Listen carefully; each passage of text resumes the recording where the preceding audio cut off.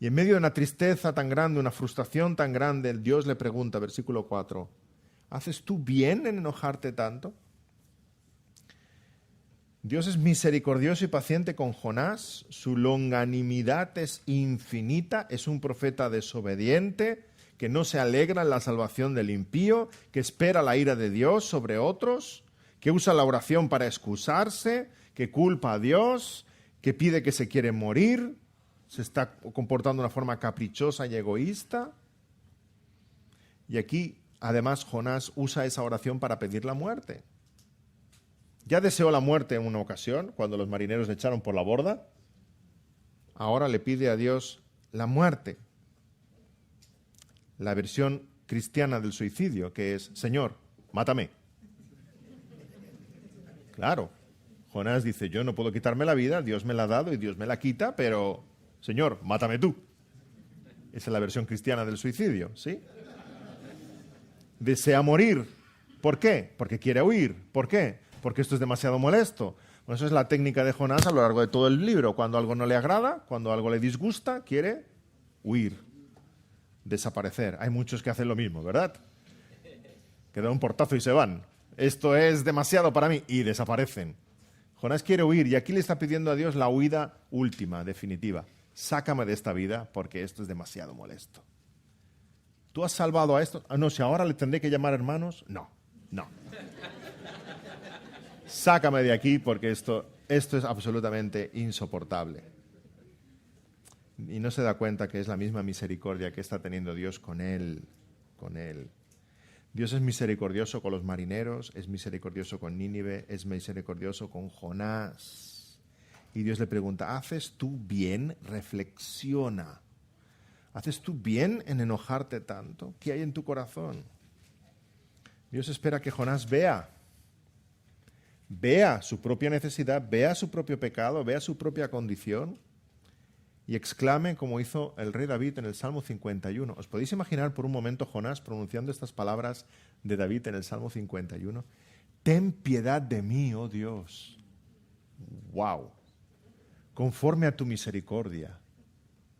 Conforme a la multitud de tus piedades, borra mis rebeliones, lávame más y más de mi maldad y límpiame de mi pecado. Crea en mí, oh Dios, un corazón limpio y renueva un espíritu recto dentro de mí. Diríamos, ¿qué te ha pasado, Jonás? ¿Esto es un milagro de Dios? Que pronunciar estas palabras del Salmo 51. Y ahora mira tu propio corazón, hermano, y pregúntate, ¿hago yo bien en enojarme tanto? ¿Por qué te enoja lo que te enoja? A todos algo nos enoja. ¿Está centrado en la voluntad de Dios, en la santidad, en la palabra? ¿O es puro capricho, es puro egoísmo? Hay un corazón poco misericordioso en ti, como en el de Jonás. Nos enojamos con Dios porque no van las cosas como quisiéramos. Toda ira, toda queja, ¿entendemos que va dirigida al Señor?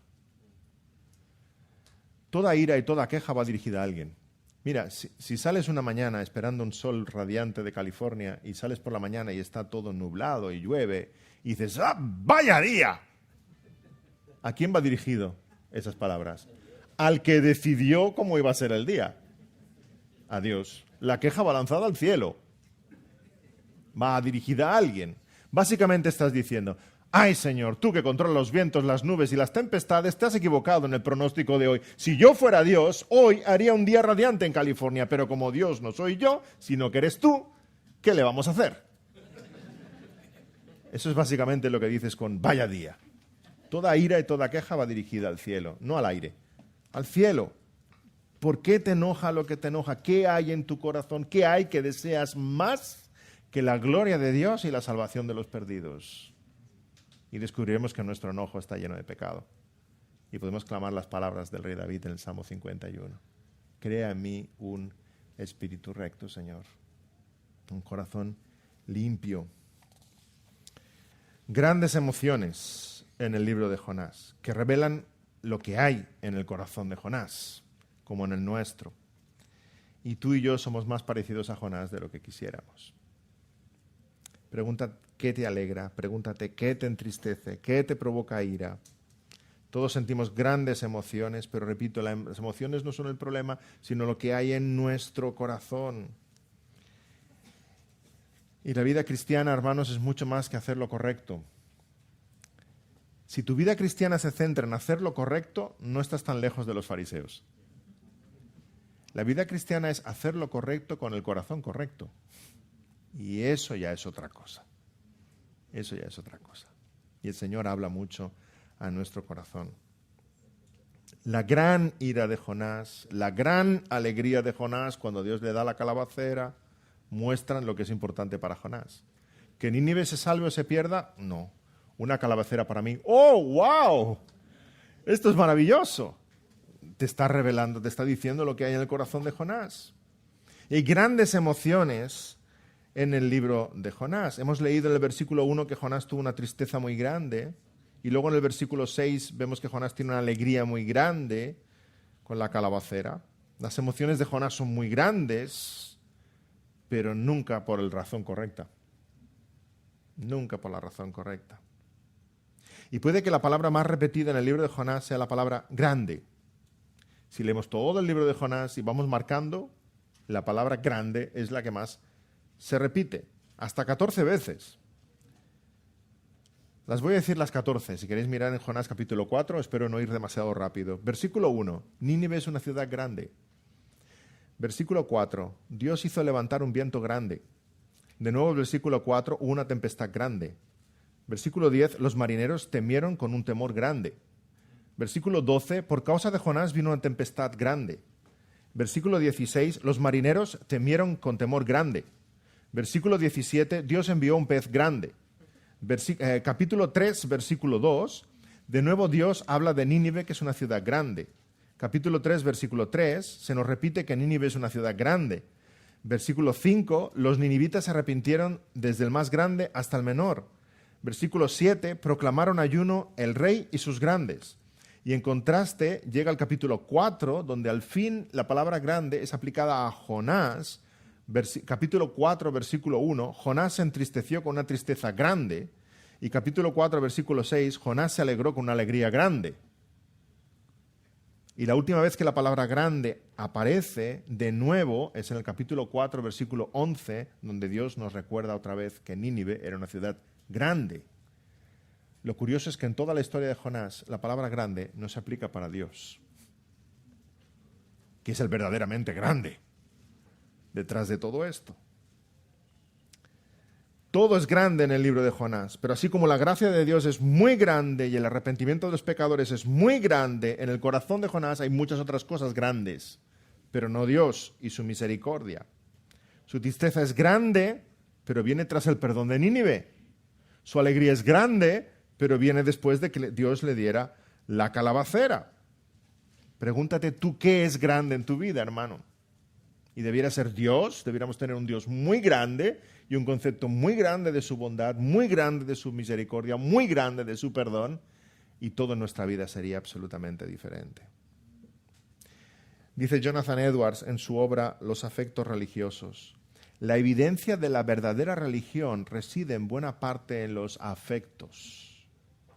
Dicho de otro modo, tu conducta es una, tus palabras otras, pero lo que realmente te delata son tus emociones. Papás que pretendéis educar a vuestros hijos en el Señor, vuestros hijos no solo ven lo que hacéis, vuestros hijos no solo escuchan lo que decís, vuestros hijos ven lo que os emociona. Y si yo escucho de que alguien ha aceptado el Evangelio y digo, muy bien, pero luego me dicen que esa tarde juega el Barça, digo, ¡wow! ¡No me digas! ¿Contra quién? ¡Vamos a ganarle al Madrid!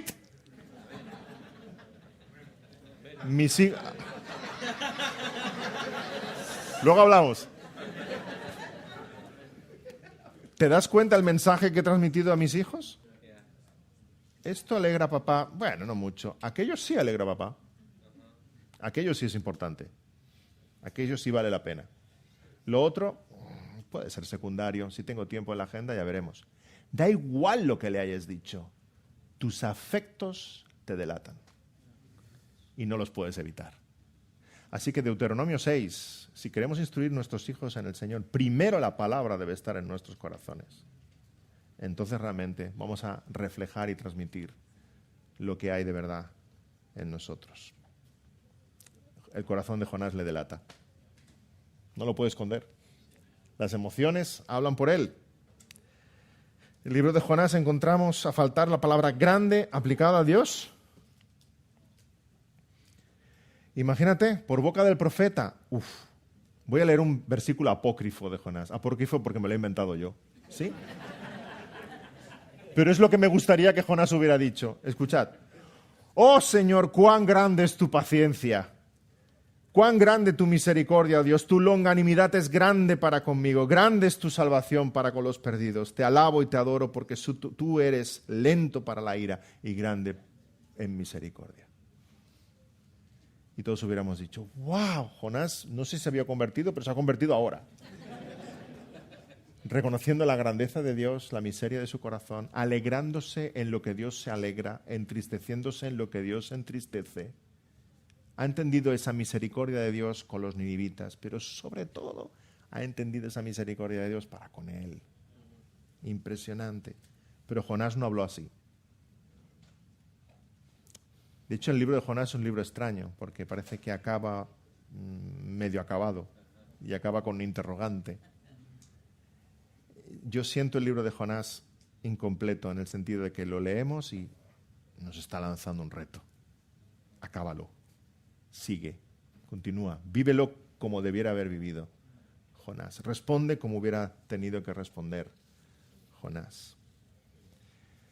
Pero espera, que aún hay más. Versículo 5. Jonás se aira. Versículo 5 en nuestro capítulo 4 dice, y salió Jonás de la ciudad y acampó hacia el oriente de la ciudad y se hizo allí una enramada y se sentó debajo de ella a la sombra hasta ver qué acontecería en la ciudad. ¿En serio? No solo hace mal, sino que su reacción empeora todavía más las cosas. No responde a la pregunta de Dios, que le está haciendo la reflexión, se deja llevar por su ira y se comporta tan mal como puede. O sea, si este versículo 5 fuera un libro de autoayuda, ¿sí? Lo podíamos titular ¿Cómo hacer 5 cosas mal en 5 minutos? Por Jonás de Amitai. ¿Sí? 5 cosas que hace mal Jonás en el versículo 5. En primer lugar, Jonás, llevado por su ira, no recuerda lo que debiera recordar. No recuerda el bien de Dios para con él. Y eso nos pasa cuando nosotros nos obcecamos y nos llenamos de ira, ¿verdad? Y nos enojamos con el prójimo, nos enojamos con Dios, ¿verdad? Señor, tú siempre, tú nunca, tú. Y no miramos al pasado para recordar sus bendiciones. En vez de salir corriendo, Jonás debería haber recordado la bondad de Dios con él y debería de haberse vuelto hacia él en obediencia, en humildad. Y vemos que somos olvidadizos, no recordamos el bien que Dios nos ha hecho. Cuando Israel sale de Egipto y Dios le da los 10 mandamientos, el prólogo dice, recuerda, Israel, que yo te saqué de la tierra de Egipto. ¿Sí? Ese es el prólogo. Somos tan olvidadizos que el Señor Jesús nos da ese pan y ese vino y dice, haréis esto en memoria de mí. No os olvidéis. Y tenemos la cena del Señor como un recordatorio continuo de lo que Él ha hecho en nuestro lugar, porque somos olvidadizos del bien que Dios nos ha hecho. Y Jonás es olvidadizo. No caigamos en ese error. Jonás, llevado por su ira, no recuerda lo que debiera recordar. En segundo lugar, Jonás ve el pecado de otros y no ve el suyo. Jonás está lleno de ira porque Dios perdona al pecador y no ve que él es el primer pecador de este libro de Jonás, de esta historia. Y nos es tan fácil caer en lo mismo, hermanos. Siempre pensamos que es el otro el que necesita cambiar, el otro que necesita arrepentirse. Estamos predicando el domingo a la congregación y ahí las hermanas dándole el codazo al esposo. Esto va para ti. Escucha, atento, ¿verdad? No olvides que Dios está preocupado en cambiarte a ti y tú deberías estar preocupado en lo mismo, en cambiarte a ti. en tu corazón. Mira tu propio pecado. En primer lugar, saca la viga de tu propio ojo. Jonás está ciego, completamente. Esos pecadores, esos, ¿y este? Y con más delito, es el profeta de Dios, con mayor delito. En tercer lugar, Jonás abandona su misión. ¿Quién te ha dicho a ti que puedes dejar tu trabajo? Abandona su misión sin permiso de Dios. Abandona la tarea que Dios le ha encomendado. Abandona porque no responde a sus expectativas, le desagrada. De igual forma, tú y yo no podemos abandonar nuestra labor. Dios te ha dicho que eres sal, que eres luz, debes serlo. Dios nos ha dicho que vayamos a todo el mundo y prediquemos el Evangelio, debemos hacerlo. Nos guste o no nos guste, vaya bien o vaya mal, no podemos abandonar nuestra tarea. Dios tiene un plan y nos llama a ser fieles en nuestra labor, en nuestro testimonio, en nuestra obediencia, en nuestro amor. Brillemos con la luz de Cristo, hermanos. En cuarto lugar, Jonás sale de la ciudad y se monta una choza. Pero si Dios acaba de conquistar con su gracia una de las ciudades más grandes del mundo, Jonás, ¿qué haces ahí en medio del desierto con una barraca, ahí con 4 palos y tapándose del sol, en una cabaña? No tiene sentido. Después de la conversión de los ninivitas, ¿cuántos cientos de familias están deseosas de invitar a cenar a Jonás? Ven a casa, explícanos más de la palabra, del Dios del pacto, de las promesas. Toda la ciudad está dispuesta a hacer hospitalidad con él. Quieren saber más de ese Dios perdonador. Y Jonás se va fuera, en medio del desierto, y se monta ahí una barraquita. No tiene ningún sentido lo que está haciendo Jonás. Jonás rechaza a los ninivitas y rechaza la misión maravillosa que el Dios le está poniendo delante. El orgullo y la ira de Jonás le separa de aquellos que ahora son hermanos en la fe. De golpe en Nínive hay 2 iglesias. Una iglesia con 120.000 creyentes sin pastor y una iglesia con un pastor sin creyentes. Y dices, es que Jonás, pero dices que somos nosotros. ¿Cuántas veces no hacemos la obra del Señor, sino la obra del Señor? ¿Sí? Por nuestros propios intereses, nuestro propio orgullo, nuestro propio ego. Estamos haciendo como Jonás. Y no somos capaces de ver lo que Dios está haciendo. Es absolutamente increíble. Lo que tenemos que hacer es aplicar humildad, entrega, sujeción y servir a Dios en aquello que Dios evidentemente está haciendo. Jonás es incapaz de verlo. Muchas veces somos llamados a hacer nuestra propia obra en vez de la obra del Señor. O a cambiar la iglesia a nuestra imagen y semejanza. No somos llamados a murmurar y dividir, sino a trabajar duro en la unidad del cuerpo de Cristo. Como dice la palabra, soportándoos con paciencia los unos a los otros, en amor, solícitos en guardar la unidad del Espíritu. Jonás, ¿sabes qué te falta a ti? Lo que Dios sí tiene, longanimidad. Longanimidad. En quinto lugar, Jonás sale de la ciudad para hacerse un espectador. Sale de la ciudad y se monta ahí la barraquita para ver debajo de una sombra qué es lo que pasa con Nínive. A lo mejor aún Dios hace como con Sodoma, pues quiero tener cierta distancia para que no me salpique el fuego. Le faltan a Jonás las palomitas, ¿verdad? El popcorn. Se queda como espectador a ver qué es lo que sucede. Pero Jonás no ha sido llamado a ser espectador.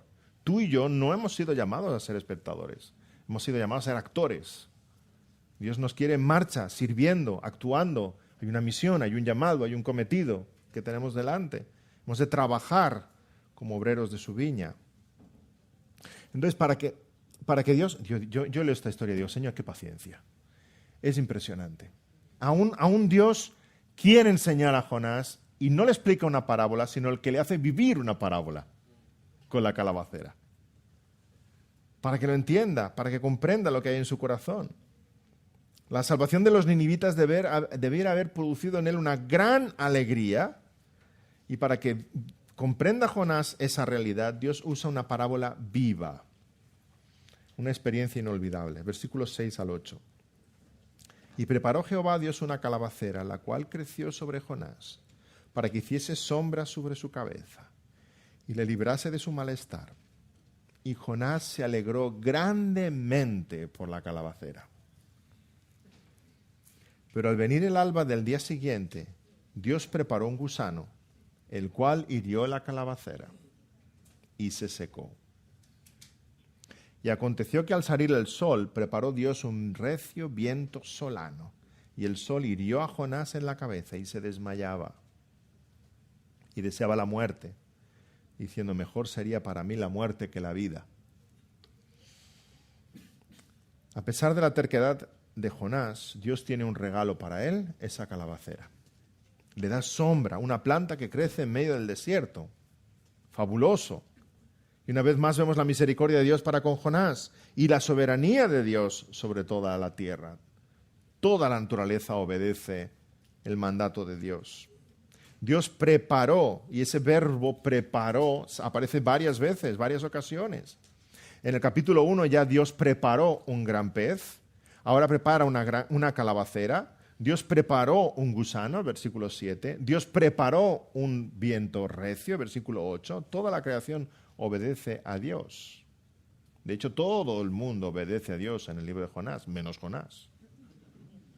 Los marineros obedecen a Dios, el viento obedece a Dios, el pez obedece a Dios, el gusano obedece a Dios, la calabacera obedece a Dios, los ninivitas obedecen a Dios, Jonás no.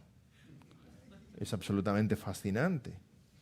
Dios quiere que Jonás vea el pecado de su corazón, le hace vivir esa parábola, hace crecer esa calabacera, Jonás se alegra, y hasta ahora no habíamos visto a Jonás sonriendo, y en medio de esa amargura de su depresión y rebeldía, esa planta le da felicidad. Dios es bueno. Jonás siente alegría. ¿Cuántas alegrías han llegado a tu vida, verdad? ¿Qué calabacera te ha dado Dios últimamente? Y dices, wow, Señor, gracias. Ahora sí eres bueno. Ahora sí, porque me has dado esto, me has respondido a mi oración. Pero tú sabes que el día a la mañana el Señor hace secar esa calabacera. Solo hace falta un pequeño gusanito, un enviado del cielo, la muerde en la raíz y de un día al otro se secó. Y ahora sigues alegre y feliz por la bondad del Señor cuando Dios ha quitado de tu vida esa calabacera. Vemos el corazón de Jonás como no está centrado en las bendiciones de Dios. Todas las bendiciones de esta vida, cuidado, pueden ser sustitutos del Dios de las bendiciones.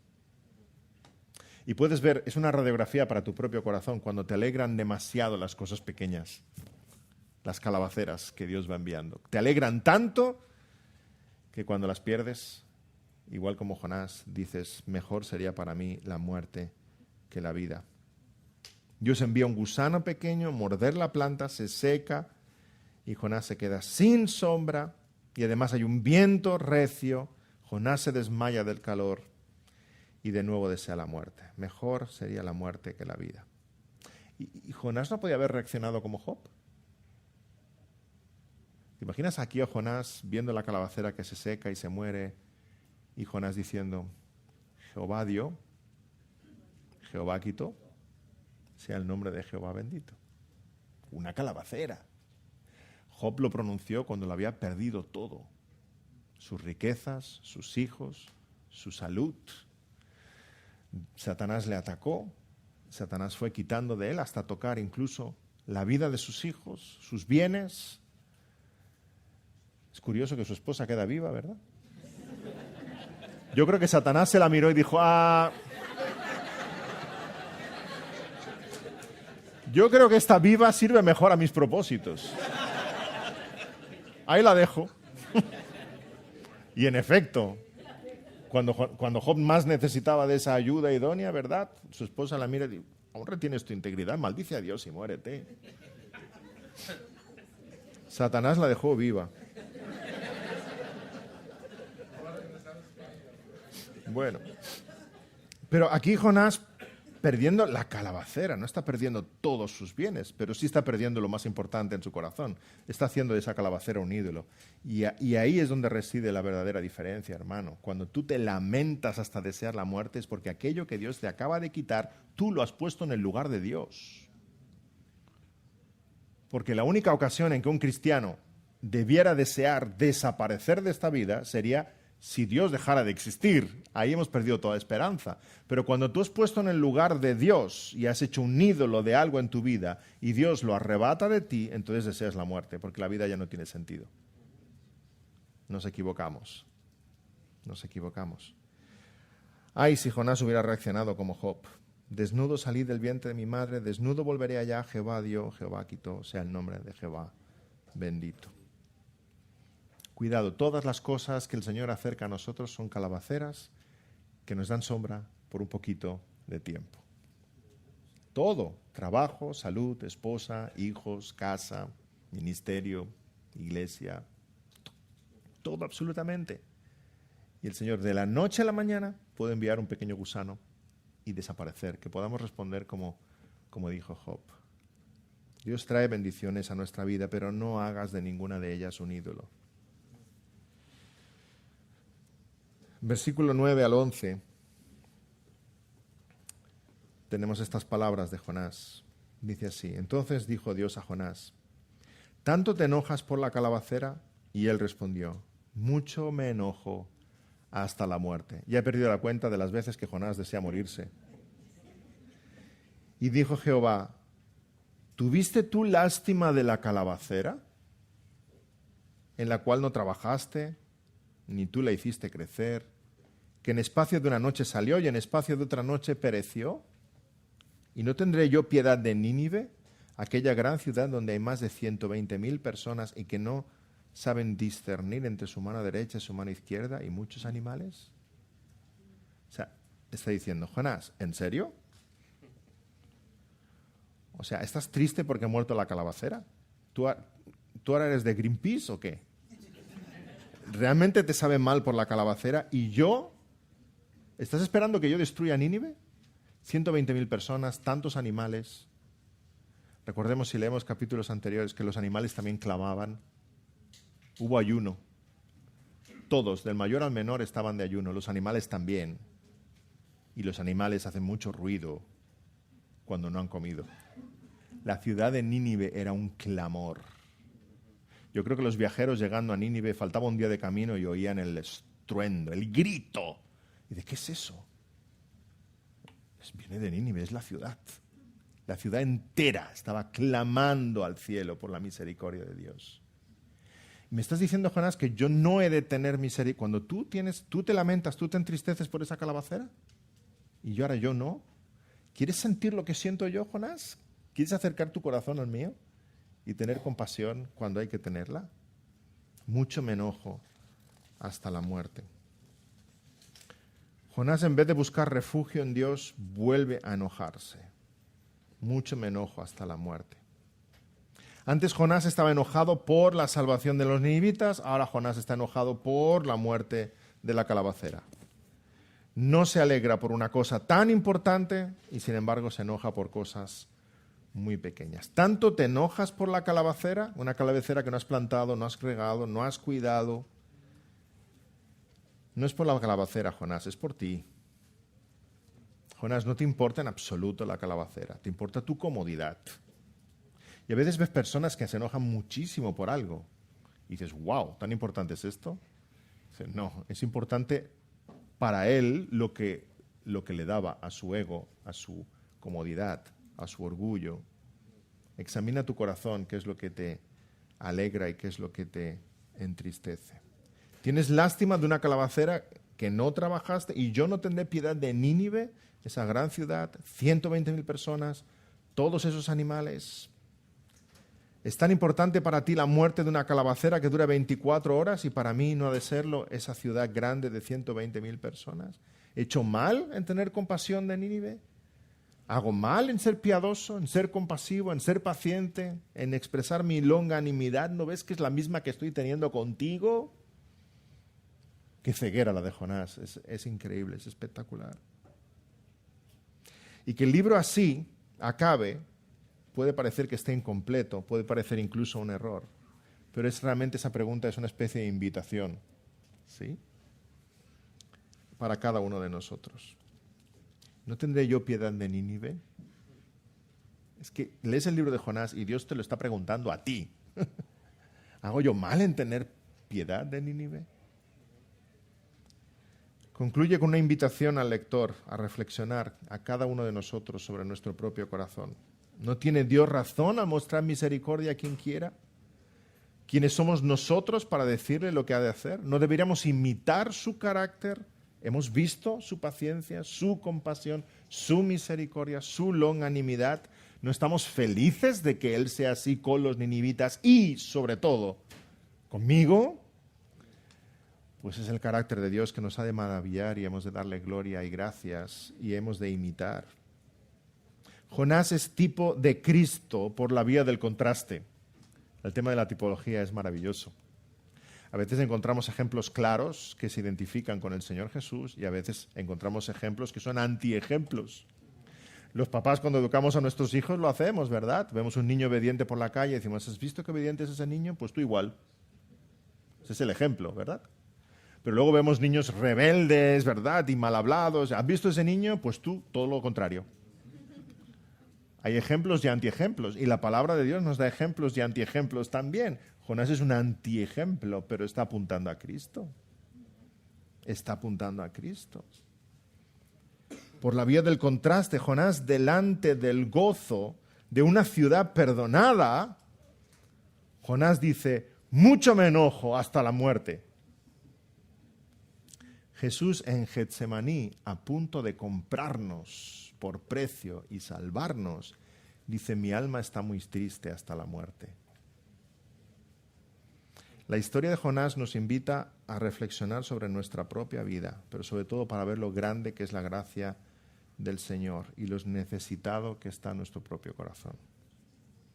Y quiere el Señor que lleguemos a esta conclusión. Mi corazón se parece más al de Jonás de lo que yo quisiera, y mi corazón quisiera que se pareciera más al de Cristo, a reflejar esa compasión, que veamos la paciencia de Dios con los pecadores y que estemos agradecidos a Dios por su longanimidad, en especial contigo. Para concluir, y oramos y cerramos, deciros que me queda una esperanza con Jonás. Creo que Jonás vio y que Jonás cambió, a pesar de lo que vemos en el libro. ¿Por qué? Porque tenemos escrito el libro de Jonás. Y yo digo, ¿cómo se escribió el libro de Jonás si no es que Jonás explicó todo lo que él vivió con Dios? ¿Cómo alguien podía saber todos esos pensamientos, esos diálogos con Dios? ¿Cómo alguien podía haber sabido lo que desde el vientre del pez Jonás oraba, si no es porque Jonás finalmente, con un corazón contrito y humillado, decide explicarlo o escribirlo? Y aunque Jonás queda muy mal en esta historia, lo que busca es que tú y yo podamos entender más de la longanimidad de nuestro Señor. Amén. Oremos.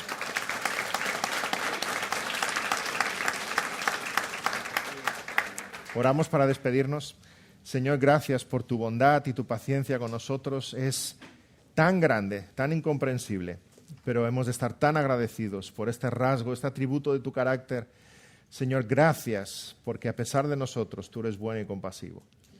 Gracias por tanto como nos perdonas. Gracias por tenernos en tus brazos y como ese buen pastor que nos ha alcanzado llevarnos al redil, llevarnos al hogar. Señor, a pesar de nosotros, te pedimos que esa misma compasión que hay en tu corazón nosotros la tengamos para nuestros hermanos, para con los perdidos. Señor, que imitemos tu carácter, que es glorioso, es maravilloso, es excelso. Que nos lleves con bien, te lo pedimos en el nombre del Señor Jesús. Amén.